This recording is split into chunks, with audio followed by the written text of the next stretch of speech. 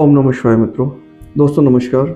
मैं आप सभी का स्वागत करता हूं अपने यूट्यूब चैनल एस्ट्रो उमेश में। अभी तक हमने काफ़ी चीज़ें आपके साथ शेयर की और आपका रिस्पांस भी उस पे बहुत अच्छा आया। जैसा हमने अपनी लास्ट वीडियो में आपको कहा था कि अगली वीडियो में हम आपको कुछ नया बताने वाले हैं। तो आज का जो हमारा विषय है वो ये है कि आपकी कुंडली के अनुसार आपके घर में वास्तु कैसे चेक की जा सकती है। जैसे मैंने पिछली वीडियो में कहा था कि कई बार ऐसा होता है कि कुछ लोग बहुत दूर या किसी ऐसी जगह बैठे हुए होते हैं जहाँ किसी वास्तुचार्य को बुलाना मुश्किल होता है। तो आपकी कुंडली, आपके परिवार की कुंडली के आधार पे भी ये पता किया जा सकता है कि आपके घर में वास्तु दोष क्या क्या होंगे। अब इसका जो आधार है वो आधार बड़ा सिंपल सा है। जैसे हमें पता है कुंडली में 12 घर हमने पहले भी डिस्कस किए हैं, पहले भी कई बार हमने डिस्कस किया कि कुंडली 12 घरों से बनी होती है, जिस 12 घरों में 12 राशियां बैठी होती हैं अपने 27 नक्षत्रों के साथ और 9 ग्रह अलग अलग घर में बैठे हुए हैं। तो अब उसी आधार पे हम ये पता करते हैं कि आपके घर में वास्तु दोष किस दिशा में हो सकता है,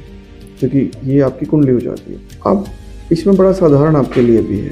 अगर आपको लगता है कि आपको अपने आप से देखना तो आप अपनी कुंडली निकालिए और कुंडली का जो प्रथम भाव है वो आपके घर का ईस्ट डायरेक्शन कहलाएगा। जो सेकंड पार्ट है, जो सेकंड भाव जिसको बोला जाएगा वो नॉर्थ वेस्ट है।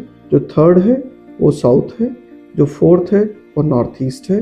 जो फिफ्थ है वो ईस्ट की वॉल है। जो सिक्स्थ है वो नॉर्थ है। जो सेवंथ है वो साउथ वेस्ट है। और जो एट्थ हाउस है वो साउथ साउथ वेस्ट है। जो नाइन्थ है वो centre of the your house है, मतलब ब्रह्मस्थान कह सकते हैं उसको। जो 10th हाउस है वो वेस्ट है। और जो 11th हाउस है वो वेस्ट की वॉल है। और जो 12th हाउस है वो साउथ ईस्ट है। इस तरह से आपने देखा कि हमारी जो मेजर 8 डायरेक्शंस हैं, 8 डायरेक्शंस के अलावा हमारी 2 डायरेक्शंस की वॉल्स होगी और एक हमारा सेंटर हो गया।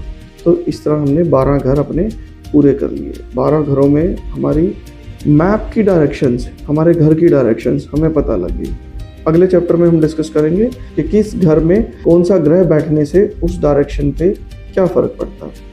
बड़ा सिंपल सा है। तब तक के लिए आप ये भी मान सकते हैं कि हम लाल किताब के अनुसार ना इन 12 घरों में 9 ग्रहों के कुछ घरों को पक्का घर कहते हैं। तो अगर जब हम इन पक्के घरों की बात करेंगे, अगर कोई ग्रह अपने ही घर में बैठा है तो वो कभी वास्तु दोष नहीं करेगा, क्योंकि आप सब जानते हैं कोई अपना घर नहीं खराब करता। अगर उसका एंटी बैठा है तो वो उस डायरेक्शन में वास्तु दोष पैदा करेगा। फॉर एग्जाम्पल, अगर किसी के पंचम भाव में राहु बैठा है तो राहु आपको 100% आपके घर में वास्तु दोष पैदा करेगा। अब वो 2 वास्तु दोष होंगे। वो 5वां घर ईस्ट की वॉल है तो ईस्ट की वॉल में भी वास्तु दोष होगा।